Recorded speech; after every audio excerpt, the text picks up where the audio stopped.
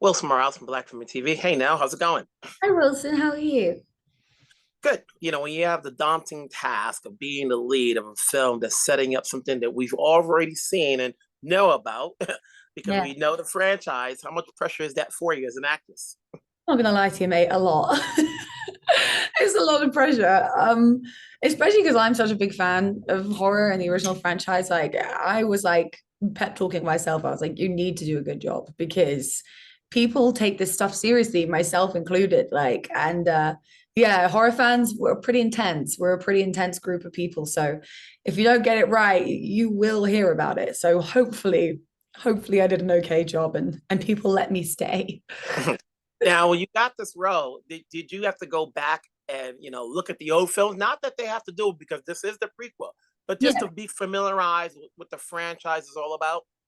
Well, I'd seen them a bunch of times. And when I went and revisited them just before coming out to shoot this movie, I honestly just did it because I was really excited and I just wanted to like get in the mood. So I just watched the first and second one because Margaret's a brand new character. There wasn't really much for me to draw on. I just wanted to like get back in the heads in like the mindset of it. And yeah, that was trippy. It was fun to watch the two of them back to back, knowing that I was going to become a part of it soon. It's a really geeky, fun thought for me. So, what did you have to do to prepare yourself to be in the mindset of this character that you're playing? That there's a lot going on without revealing anything. I didn't really do any prep. I keep getting asked this, and I sometimes feel like I'm going to get myself a bit of a bad reputation for not being committed. But I never do any prep because I think that it makes it a bit stale. It doesn't feel real. Like if you just like study a fictitious character in your head, it just doesn't feel real. So I just kind of turned up day one and talked to Arkasha, and we just kind of went with it and kind of wanted to see what we'd find. And yeah, it just ended up hopefully working. So you're working with Akasha. This is obviously her first film directing, and you've worked, obviously in some time, different projects. Is there anything you picked up from her direction that may help you skill set wise as an actress moving forward to whatever project you do next? Oh, countless things I learned from Arkasha. Like honestly, I couldn't even pick. One that stands out to me is that she gave me like with the risk of sounding really, really cheesy, she like let me like really lean into like my courage almost and like being bold and not being concerned with what people are going to see and just be concerned with what you're going to do and that was like something that she taught me and I just watching the way that she interacted with people as well and listening to her notes are so like you can interpret them in a few ways but there's always like whenever she would give me a note, I always knew exactly what to do because she just got it right every single time. So yeah, I just will take everything that she taught me with me wherever I Mhm. go next. These days, I always say there's a glut of products out there in terms of films. We've got movies in theaters, we got movies on cable and streamers, so there's a glut. And so we have to really sell everything about what's out there. What do you tell people as far as why they should go see First Omen?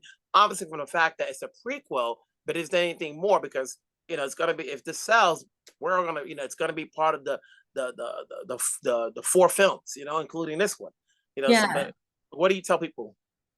I just say I don't really tell people to go watch it. I just hope that they do. I think that, there's some things that stand out for us is that The Omen is such a legendary title. It's such legendary source material. And we really tried our absolute hardest to make this, worthy of being amongst the other films in the franchise. And if you love the franchise, or even if you just love horror, or if you love filmmaking, like this film's going to be a really fun ride for you. I promise you, it is actually terrifying. Like it nearly made my dad cry, and he doesn't get scared of anything. So if that should be reason enough that it made my dad cry with fear. Um, Mhm, it really, and you got to go see it in the theater too because it just really it heightens the whole experience. mhm. And just to let you, before I let you go, you said you like horror films. Is there any particular favorite? Yeah, it with Tim Curry as Pennywise, the original It, is my favorite. It traumatized me, so I loved it. Hey, congratulations on this role. Congratulations on being a lead. Obviously, keep it going. You've worked a long time. Just keep it going. We're here to support. We'll see you on Thank the you. next one. Thanks so much, Wilson. Bye. Take care. Bye. That's part of a franchise. There's a lot to come in this, as your first feature. It's like you got to hit it. There's no in between. It's either a hit or a miss. Yeah. What were the challenges, not only co-writing this, but directing this as your first movie? Yeah, well, I think because it's such a beloved franchise, it was such a huge full circle moment for me, just because I was a huge fan growing up of The Omen. But it's also terrifying because you want to do right by the franchise, you want to do right by the Omen fans, and I think in order to do that, you have to kind of create something new and create something that's has its own message. So that was really, really important for us, but it also took the pressure off a little bit of, I mean, The Omen's a perfect movie, and I think it's perfectly directed, and I just don't have those capabilities. So I needed to make something that was new. And I think the team was on board with that. But at the same time, obviously for those who are fans of the movies, 1, 2, and 3, no matter how you thought about the others, obviously it all goes back to the first one, being that this is a prequel. Was there any sense of trying to keep the same tone so that way, as we're going to watch this and then go back to the original ones, that you can see the shift from this movie, and then you're going backwards? Yeah, absolutely. And I think that the tone of the original 76 version is the key to its success. I think the fact that it has such a grounded feeling, and that it's almost approached as a drama about this married couple and not knowing if they fully understand their child, is what really makes you so invested. And then the horror infiltrates that world. But even when you're watching the original, there's a long period where you don't know if something supernatural or not, and I think that was really important for us to maintain this grounded feeling and lead with character and let the horror stem from that person's psyche. Mm-hmm. And then for you, just as a writer director, why this one? Why this one as your first movie? Because you're going to get a lot of attention, which is great. Obviously, visibility is always important, but there's also going to be pressure, because if it works, boom, we're going to see what the next one is. Yeah. But either or, obviously you're now in this world as director, as a writer.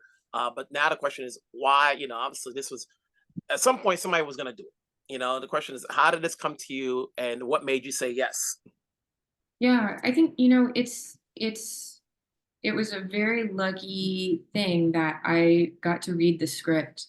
And it was, I think what struck us the most was that the lead was going to be this young novitiate. And to go through this story through the female perspective when you're working within a pretty masculine franchise, I think was a really unique way to go about adding to the universe. And it also, the content really spoke to me very personally. So it felt a very natural match. This is a movie about a woman's body being taken advantage of. And I really like to work in body horror. So it's almost, you had to ignore the pressure, because it's rare when a project speaks to you so deeply. And then with a movie like this, obviously we're going backwards in terms of the time period, how much research did you have to do in terms of not only placing Nell's character in that time period to know that everything's working, from that era, so that way, no one can see this and goes, oh, they either didn't talk this way, they didn't look that way, and so forth. Period pieces are always a little bit of a challenge. You have to have your script supervisor right next to you. Totally. But what, the research is such a fun part of the process. And I mean, also doing research in Rome is kind of just a dream. It doesn't feel like work, and I think that the Italian history in the 70s is so fascinating also because, that our film takes place during the years of lead, when there was just huge tumult in Italy at the time, and finding out and kind of discovering more about that, and then also how that real life history fed into the motivation of the church creating Damien for our story, was a really fun journey to discover. And I think the script also lent us a lot of room to figure out the why. And then also we were really lucky in the sense that we got to work with just these fantastic collaborators. You know, Eve Stewart was our production designer, Paco Delgado was our costume designer, Aaron Morton was our cinematographer, just like intimidatingly talented people who were able to create this world that felt very transportative back to the 1970s in a very authentic way. Congratulations on your first film. Let's hope it's a success. That way we can see more of where this is going. There's a lot more I can talk about, but more after it comes out. We don't want to do any spoilers here. So congrats again, wherever you are. Take care, stay safe. We'll talk down the road. Appreciate it. Thank you.